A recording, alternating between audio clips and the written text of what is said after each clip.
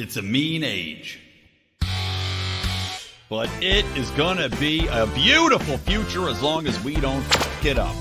I'm Brian McWilliams, and this is Mean Age Daydream, where I bring you unfiltered comedy, criticism, philosophy, and politics with a Mean Age Daydream.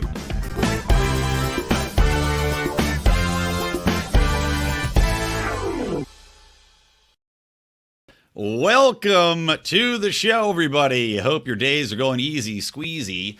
I am an idiot and just did about 10 minutes of show. I didn't realize we use StreamYard to live cast to record our video, and they had changed up their buttons. So it used to just be you hit go live and it goes live, and now there's a secondary button you had to hit. So I hit it, and I'm like, all right, ready to go. 10 minutes down the drain. Probably the best 10 minutes of podcast history. Anyway, welcome to the show, guys. I am in pain, which is funny, because John Odermatt, of course, on Monday's show, Finding Freedom. Oh, there's a fly in here. That's going to piss me off the entire time I'm podcasting. He talked about how he went to the gym and tweaked his back. So me being a caring individual, I say, hey, John, by the way, I have back problems. I had back surgery for a badly herniated disc. I get muscle spasms. I have to take care of them. You should go see the doctor, get some muscle relaxers, and some other things. Sure as hell. What happens right before I get on this podcast? I'm at the gym. I'm doing my sweat and I'm doing some shoulder lifts, right? Because I got to keep this body fit. I'm a male Adonis over here, but tweak my back. It's kind of like the Matrix, like when Neo knocks over the vase. And she's like, well, would you have knocked over the vase if I never said anything? Like, would I have hurt my back if John didn't hurt his back and I just had listened to him walking the dogs literally this morning, thinking about this back injury? I say no. I say it's 100% his fault. But that goes to show you guys, when you're in tune with your business partners, you got to support them. And that's what we do here at the Lions of Liberty. So I have injured myself in support of John. And now I'm drinking whiskey too early in the day to dull the pain. But if you want to support us, support what we do here, get injured with us, you can go and join us at the Patreon site, either patreon.com/Lions of Liberty or at lionsofliberty.locals.com. Get my Good Morning Fuckhead rants. There we go. And also, I'm going to be dropping the Do Nothing Man, my libertarian comedy superhero radio play, not to be missed, featuring Matt Kibbe on narration, the voices of Jack Casey, of John Odermatt, and myself. It's hilarious. And it's going to be only for people behind the paywall for a good amount of time, probably a month or two. So make sure to get that. I'll release it for general consumption at some point. But go support the show, what we're doing here, and I will blow you kisses all night long. I will not just blow you, but I blow you kisses. Okay, so hopping into it today. You guys have been paying attention over the last week, especially over 4th of July. There was a movie that dropped, which everybody thought was going to be a blockbuster because it is leaning heavily into the nostalgia aspect of it. We saw what happened with Maverick being such a mega hit, right? Everybody went to see Maverick. Everybody loved Maverick. It was straightforward, good old-fashioned movie making, and it leaned into something that people remember from their youth, right? And even though people said Top Gun wasn't that great after watching it, I don't give a shit. Maverick was great. Great soundtrack, loved every minute of Maverick. But Indiana Jones and the Dial of Destiny flopped like a wet turd at the box office. Now, what's interesting is that, of course, this is coming out of Disney, which had bought Lucasfilm, and a woman named Kathleen Kennedy, who has ruined Star Wars, seems intent on ruining Indiana Jones. She destroyed Willow, which they had to pull off of Disney Plus because it was so bad that it was better for them to take a tax write-off. If they kept it on the platform, they would have had to essentially, not just label it as a loss, because it's still on there trying to make money. So they destroyed Willow, too. This woman is a terrorist when it comes to beloved franchises.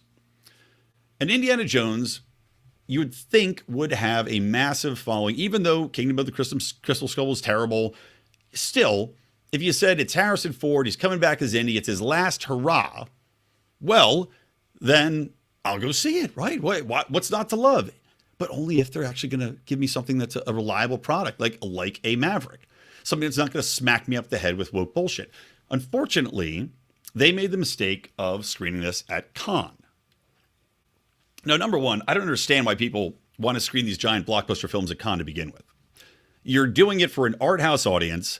You're doing it for a foreign audience. So they're not going to have necessarily the fondness for American nostalgia that everybody else here would.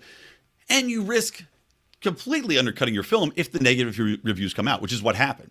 Now, not just negative in the way that some people like me would look at this, wherein I'm sick of beloved heroes being basically run through the same trope now, right? And it's the same director that did Logan, which was a good film, right? Logan's down and out, a hard luck case, he's losing his powers, whatever. It was a good movie. But every superhero, every hero seems to be going through the same path. And there was a meme that came out about this. Luke Skywalker. What did Kathleen Kennedy and Disney do to him? They made him into a washed up shell piece of shit that turns on everything else. It's just like, gross. Thanks for ruining Luke. Same, they ruined Han Solo. Now they're ruining Indiana Jones. I don't want to go to see Indiana Jones as a beat up old alcoholic man who's getting pushed around by an upstart, I'm a fiery feminist who just is, magically amazing and everything, replacing Indiana Jones and clearly trying to set her up for the next role. I don't have a lot of interest in seeing that. And Disney let that come out because they did this early screening at Cannes. It got bad reviews just based on the film itself. And it was a $300 million film. Now, that's before advertising. That's before all distribution costs. So this film almost has zero chance of making money. Consider that this is the latest flop for Disney, because Elementals came out from Pixar. That is just tanking. Buzz Lightyear had come out a couple during COVID, tanked completely. You had, what was the other one? Strange World come out, which is ultra leftist in every way, Strange World. Even to the point where progressives were openly talking about it. The director openly talked about how he was trying to push these leftist ideals through there. And of course, the leftist publications covering it are like, oh, yeah, that's great. Okay, nobody wanted to watch it. So Indiana Jones is tanking hard. Now, what's interesting to watch is the leftist media apologize for it. And they've been making up all sorts of excuses like, well, people still don't want to go to the theaters because of COVID. Even though that makes no sense. People went for Maverick. People went for Guardians of the Galaxy. People went for the first weekend of Little Mermaid. That's since tanked downwards. People went for, I don't even know what else. People have been going to the movies. That's a complete myth. And not only that, but it's also completely destroyed by the Sound of Freedom showing, which I'll circle back around to, because that plays an interesting role in what's happening. So you've got this legacy media on the left apologizing for Indiana Jones and making excuses and saying, well, it's because it's the older demographic, right? Oh, these old men don't want to go see it. But bullshit. The younger audiences are also familiar with Indiana Jones. You watch it with your kids. You grow up with it. Okay? It's just like Star Wars. Just like Back to the Future. It's the same. So that's nonsense. Then they're like, well, it might be that people are just on vacation. They're traveling. Okay, again, bullshit. They did everything but address the core concept that people don't want to see their heroes torn down and replaced by woke left characters. And that's what is killing Indiana Jones. So it's interesting that right now the legacy media apologizes for Indy, but meanwhile, Sound of Freedom, which I have not seen, right? I'll probably go to see it. I don't know if I'll catch it in the theater or not. It's hard with two little kids. It's hard to get to the theater, but I'll probably catch it when it comes out on another platform. Now, this was a Disney property, which makes this extra delightful, right? If you're somebody that leans into Schadenfreude, as I greatly enjoy doing. But you've got this product that Disney now didn't roll out. And now in a political environment, their stance is, of course, now they definitely wouldn't roll it out. So they let it lapse and they sold it off. And I think Angel Studios had snapped it up. Now, I'm not sure the exact specifics of how Angel came to possess it. But Angel, which is a conservative studio, ended up getting the project. And they often fund their films through a crowdsourced model in a lot of ways. There's a lot of different projects. I know actually the Tuttle Twins, I believe, is conjoined with Angel Studios. So you've got this film coming out of a conservative studio now that completely blows the doors off everybody because nobody saw it coming, right? Blows the doors off things. It beat Indy, not on the whole weekend, but it beat him, whenever it came out the day of. It looks like it's going to have legs. And for a film that must not have been a huge budget, right? It's certainly not a $300 million farce like Indy was. It's now proving that people are going to the movies, right? Or else it wouldn't have had a big opening. And that there is a definite hunger for films that are not going to push this leftist ideal. So what happens? The media attacks Sound of Freedom. You have Rolling Stone talking about how, well, this is a QAnon adjacent crap fest, And again, I'm paraphrasing, but these are essentially the headlines. You have The Guardian talking about how Jim Caviezel, the elite of this, is a QAnon conspiracy theorist. It's the transparency in what they're trying to do is very obvious, right? they're trying to defend the woke left films, and they're trying to defend not only the woke left films, but they're trying to defend the old guard of Hollywood, which is we will spoon feed you what we want to feed you, and that's it. You don't have any other options. You have to eat this shit sandwich that we're feeding you. And frankly, the concept that there's other studios out there that can crowdfund, like an Angel Studios, right? That type of model. This fly is I'm gonna catch it like fucking Mr. Miyagi, and I'm gonna eat it on camera. The fact that they now have this upstart model where other content is being made and it's not going through the traditional Hollywood system, that is terrifying to them, right? Because they're losing their grasp on the narrative, which has been so potent in all these cultural movements we have going on. How much of that is the result of the entertainment complex? You can't say for certain, right? It's like that asshole, doctor professor that won't debate RFK, Hotez, trying to quantify how many people died of disinformation. Well, you can't quantify it. I can't possibly quantify the impact in converting people or getting this into the mainstream so that children are parroting these from woke leftist films and TVs. But it's not an insignificant amount of influence. And the fact you have a Sound of Freedom coming in here, and while they can compare it to QAnon, but human trafficking and trafficking of children is a major problem. A major problem. You read articles about, stings that go down where they're rescuing 80 children, in Texas or all these other places.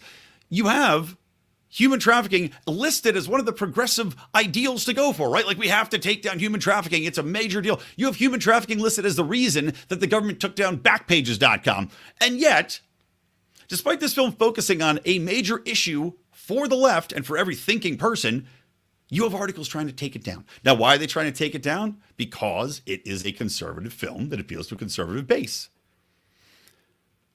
I've not seen it to speak to how good or bad the film is, but it is absolutely telling who goes after it, why they're going after it, and the terrifying impact this is having on the leftists in Hollywood. I mean, it's a full meltdown mode. And I think that the right, and I say the right, and I don't even think I should just say the right. I think that people who realize now are waking up to what they're being sold, right? The indoctrination of especially children into a certain mindset are rejecting outright indoctrination from their movies and from wokeness. And I've talked about this before, how I live in LA and I've talked to people, especially about, the issues with kids, especially about CRT and, and the trans and all this other stuff being pushed on kids and denying parents their own input into this. And again, after COVID as well. People are now more attuned to being force-fed these doctrines. And Hollywood is freaking out because they realize that people have seen what's happening with Bud Light. They realize their own purchasing power and the power of the pocket, and they're rejecting it. And it's not just, I don't want to put it just on wokeism. The film industry has a problem overall. I'll tell you, again, I'm a screenwriter. I'm trying to get my own films made. The amount of time and effort you have to put in to make it a quote unquote 4-quadrant film is beyond fucking aggravating. They have measures to even have a film really be considered to get pushed forward in the development process. You have to have women on screen talking for a certain amount of time and this and that, and all these check marks. And about the Oscars now pushing that you have to have a certain amount of minority check boxes and gay check boxes and all these other things working on the product, even through the producing side, for it to count for an Oscar, which I've said before is going to attack not only the basis of artistic film, because you should not be forced into casting people based upon their skin, because that is demanded by this woke Oscars. And Richard Dreyfuss has been great on this, as have others. But it's not just that you're going to tear that down, but it's also, it will destroy independent film, because there's no way you can get all those check boxes if you're a small filmmaker in a small town and whatever else, and you're not going to get funding because people are going to say, well, you can't get all these check boxes. It's just idiotic.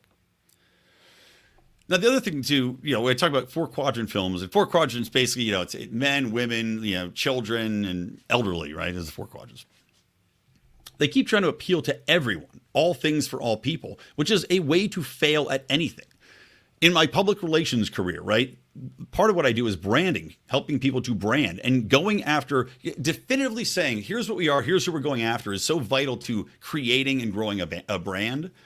And everything they're doing in film right now is set up to destroy that. Because by developing things for all people, you are obviously, you're not going to appeal to half of them. You can try, but then you get these like what we're seeing now. These nonsense, just, stupid, worthless character development, shoehorned in love stories, shit that doesn't appeal to people like me or like you probably watching this. And in the meantime, things that would appeal to one quadrant that could be made, by the way, for far cheaper. Because you make a film that's not a blockbuster that's appealing to four quadrants, you can make it far cheaper. So you can make more movies that might satisfy more people, but in niche markets. John Wick is a perfect example of this. John Wick is not a four quadrant movie. And yet it is one of the most successful and affordable to make franchises that has just destroyed everything. They made four of these fucking things. Apparently it's done now. I'm sure they'll have something else roll out. But it's one of the most successful franchises in film history, considering what it is, what it was made for.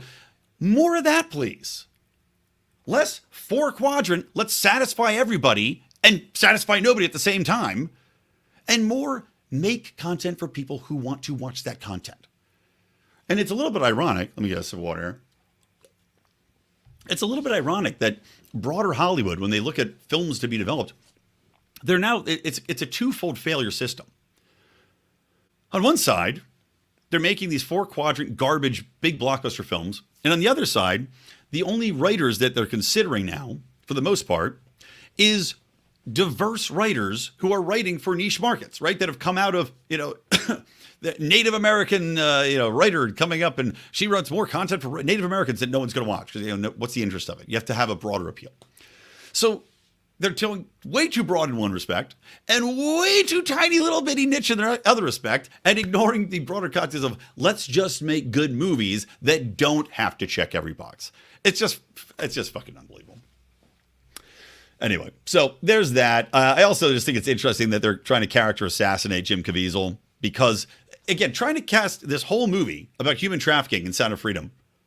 Again, a leftist talking point, a leftist goal to eradicate, as should everybody eradicate it. They're trying to take this movie down by associating Jim Caviezel, who did talk about QAnon. And I've never really gone down the QAnon path too deeply, right? I think there's probably some truth to everything, but I don't really subscribe to it. But because he had espoused some support for that, and how Hollywood may just in fact be full of pedophiles, which I really hope Mel Gibson's movie he's supposedly making to expose this comes to fruition.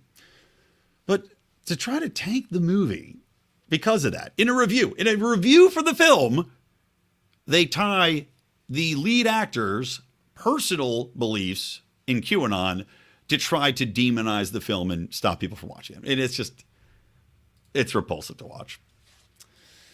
By the way, you know what also was repulsive? I was going to try to sing a parody song of I Want My MTV, but using Hunter Biden's cocaine endeavors and the possibility, allegedly, that Hunter Biden had cocaine in the White House. I was going to have this wonderful song, about I left my cocaine in the library, but I just couldn't make it work with the time frame.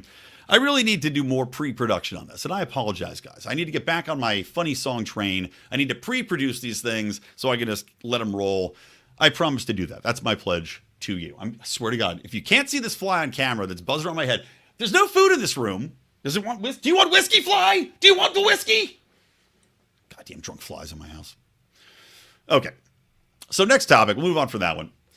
The next thing I want to talk about here is, and again, I'm not going to go into the Supreme Court stuff. Odie and I talked about that on Meme Wars last Friday. I think enough people have talked about that. But I do want to talk about this concept of cognitive infrastructure that I just recently heard about. And I don't know, all of you have been attuned to this. But cognitive infrastructure is what CISA, the cybersecurity and infrastructure something associated, whatever it is. I can't remember the exact breakdown of the government organization CISA. CISA. They have created this term, or I should say, adopted this term from psychology called cognitive infrastructure. Now, this term is one of the fucking greatest devils, the greatest evils that has ever been created in government history. Because the government, constitutionally, right, has been allowed to regulate and control infrastructure, right? That's one of the mandates, or one of the permissions of government, is to create infrastructure and to manage infrastructure. But of course, the definition of infrastructure was essentially roads, trains, ports, things of that nature, That type of infrastructure for moving goods around, products and services, people, infrastructure of that nature.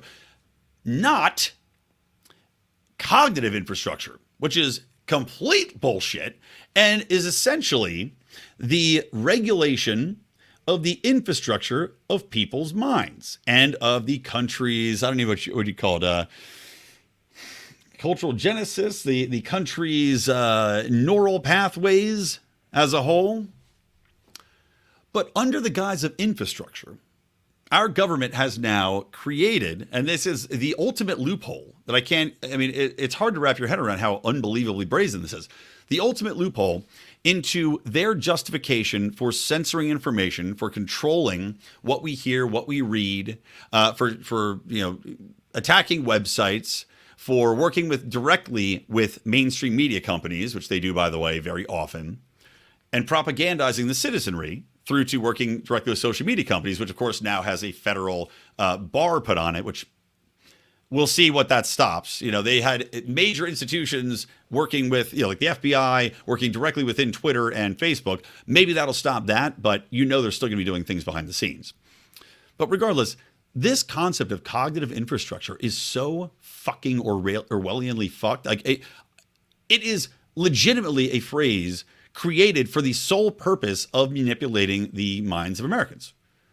And to take a basis like infrastructure and then just think that you can add on this imaginary concept, right? Think how many other government loopholes can be created by adding on an imaginary made-up concept. It's like watching a Star Trek episode where they're like, hey, the photon torpedoes won't fire out of the crumbs tube. And he's like, oh God, how are we going to solve this problem? I know. We'll use the flibba-jibba-bobber, and that'll beam in neural crablons, and that'll solve the problem. And everybody's like, oh, fuck yeah. That is what the government has done. They are using Star Trek logic here to solve the problem. The problem, of course, not being able to propagandize and control American information flow. But they created a solution out of thin air, out of fucking nothing, and somehow we're just finding out about this now.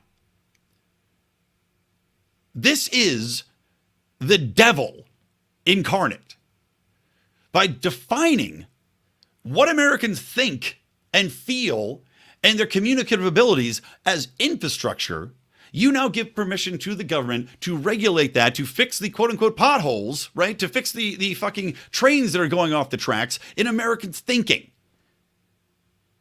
That cannot be permitted. It's holy shit level scary. It almost reminds me of a little bit, right now, I'll tell you another because I was thinking about it today. Holy shit level scary stuff is in France. They just passed a bill that would permit, with warrant, police to turn on cell phone cameras and microphones without the user being aware. Now, obviously, we know that that is a horrible idea. How do we know that? Well, you could argue, well, they wiretap phones already. What's the difference? Well, I'll tell you the difference. The difference is, number one, you can turn them on and off at any given time, right? Your cell phone, old cell phone tapping, old wire tapping, you actually had to be on the phone, right? We know that's not the case now. Your phone's listening all the time. If you ever open your phone up, having a conversation about how you wanted the latest, Swedish penis pump, and then you open your Google Gmail and happens to have ads for penis pumps popping up, you know what I'm talking about. Your phone is always listening. The government will not just randomly use it. They will always listen. And they're saying, well, it's only for warrants. It's only for criminals. It's only for these things. Okay, the abuses that you see come out. Our own FISA courts are a great example of this, and everything that happened with Russiagate and the rubber stamping where they approved something like 3,000 and denied 7. Well, that same thing's going to happen. And not only are you going to have rubber stamping to abuse this privilege and surveil everyone and anything at all times. It almost basically what it reminds me of is in Batman with Christian Bale, where he goes down and he has the setup where every goddamn computer through the I don't know, what's his real name? I forget. Whatever. Johnny Batman in real life's name. He's got everything wiretapped. And so they're using it. That's basically what they're doing now. And to presume that the government is full of great people that only do good things and wouldn't abuse the shit out of this is asinine. Just look at the TSA before we had the latest X-ray machines now, which only give like an outline. They had those rapey scan machines that literally did a body outline that only the TSA officer could see. And it was essentially a nude picture of you. And they said, well, don't worry, there's no way. You can only, you can't save these. You can't do anything with these. Well, guess what they did? They saved them. They kept them. They were jerking off to people's pictures and violating their privacy, all in the name of going through and having a safe airplane environment, which, of course, has gotten worse every year. A boondoggle for costs, for delays in flights. It doesn't stop shit anyway. How about the NSA, where it came out through, again, I think it might have been from the Snowden files. I'm sure it was the Snowden files. You had NSA officers who were tapping into their girlfriends, conversations and pictures and all this other shit just because they could. The government is not made of good people. It is made of the worst people. Look at the people that run the government. The people on top are the biggest pieces of narcissistic, sociopathic shit that have ever lived in the history of the world. And the people under them we're supposed to think are better? The people under them just weren't good enough to get to the top. They're dumber. They're shittier. And we're supposed to think that they're going to completely control their urges to turn on a camera for some hot chick, for the drug dealer that has a harem of coked out bitches, or Hunter Biden for that matter. I mean, give me a break. I'm a good person and I'd be tempted to do that. So that's not a terrifying thing out of France. Okay, let's move on here. Again, what are we in? 26 minutes now. So I'm not going to do too long of a show today. I'm getting a late start. Cato. Cato's a joke. I had read a tweet that Cato put out. This was in regards to an article talking about how we should not be deporting. Oh, they changed the headline. Interesting. Well, anyway, the article they wrote was essentially saying, oh, here we go. U.S. needs to protect Ukrainian refugees in the United States.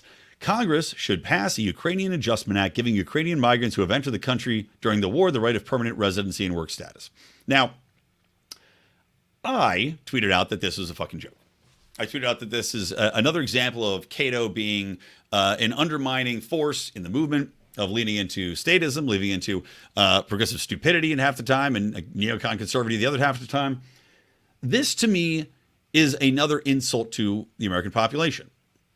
Because even though I have some sympathy for migrants, people that are affected by war, and we are without a doubt a component of what's happening in Ukraine, I look at what's happening in France, right? The riots from the migrants there, and I think about, well, we've already got an incredible amount of immigration coming in here, which is an issue. On top of that, now we've got this war in Ukraine, which is costing billions and billions and billions of dollars, which we've had no say in what's happening there. You have a Ukrainian country that's being ravaged, and now we're supposedly supposed to pass an act that's going to ratify these people and make them permanent citizens. So all these people that came over, and this war's only been going a year, and there's already some, they're saying like 117, 150,000 people. That number's only going to grow. So now we're supposed to take on all these Ukrainians, which I presume are not going to speak the American language. I presume are not going to be able to find a job right away. I presume will need residence. I will presume might have families. I presume they will need money to pay for goods and services. Thus, they'll be a part of the expanding welfare state.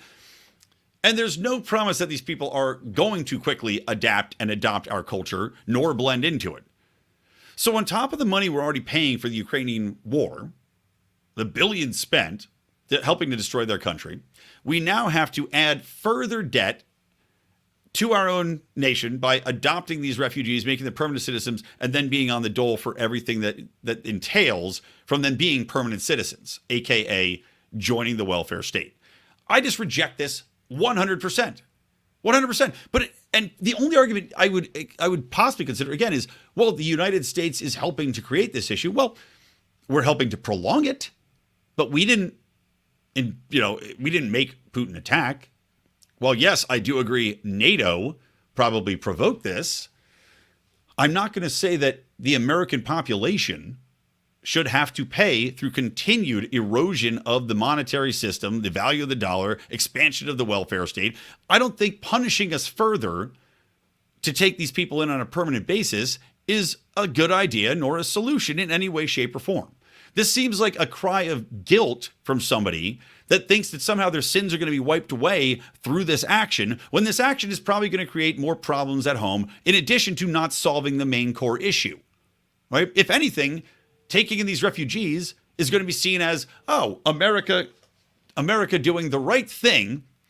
And so we're balancing out all the Ukrainians that we're helping to murder by giving them cluster bombs now, and prolonging this war with Russia, which probably would have been resolved a year ago when they could have sat down, signed the Minsk Accords, and, if not for Boris Johnson going over there at the behest of the United States and NATO to completely kibosh the deal, probably these people wouldn't have been displaced in the first place. But I do not accept that we have any onus to take them in, to pay for them, to bring them into our society. And again, fuck over so many other people that have been patiently waiting to immigrate in the first place. And in the meantime, there's also the question of when these people come in mass, again, France is a good example. You're going to vet them all. You're going to make sure that they want to be here in the first place. They could be looking for anywhere. They're just going to end up plopping here. I think it's completely adverse to the libertarian philosophy of everything. The benefit to the Ukrainians of war and us funding this war should not be to punish the citizens of this country. All right, last topic here, guys. Oh, wait, did I already go through them all? There was one more thing I wanted to talk about, and I just completely blanked on it now. Well, shit. I guess this is going to be a short show because it's fine. I got to wrap it up anyway. Sorry for the short show. I thought I had one more note to talk about here, but apparently I don't. And it's a good thing anyway, because my family's going to be coming home in about 10 minutes, and I'm making a delicious white chicken chili for dinner. So there you have it. All right, guys, thanks for tuning in to Mean Age Daydream. Please do support us if you get the chance. Again, Mean Age Daydream. Do Nothing Man will be dropping, and you don't want to miss that. Fantastic, hilarious live read at PorkFest in front of a live audience was great. And of course, to support us in everything else we do by going to patreon.com/Lions of Liberty or lionsofliberty.locals.com. Next week, tune in. I'm going to have Max Borders on to talk about Underthrow, which is a book he's got coming out, and a competition for $25,000 prize to write basically a new constitution for the consent, or a constitution based on the consent of the governed. We'll talk more about it, obviously, on the show. That's next week's episode, but you can get in on that contest. So free to enter. Check it out. Pretty cool stuff. All right, that's it from me, Brian McWilliams from the Lions of Liberty Network for Mean Age Daydream. And I don't know what else. I don't know. Winnie the Pooh. Keep those electric eyes on me, babe, and keep that ray gun to my head.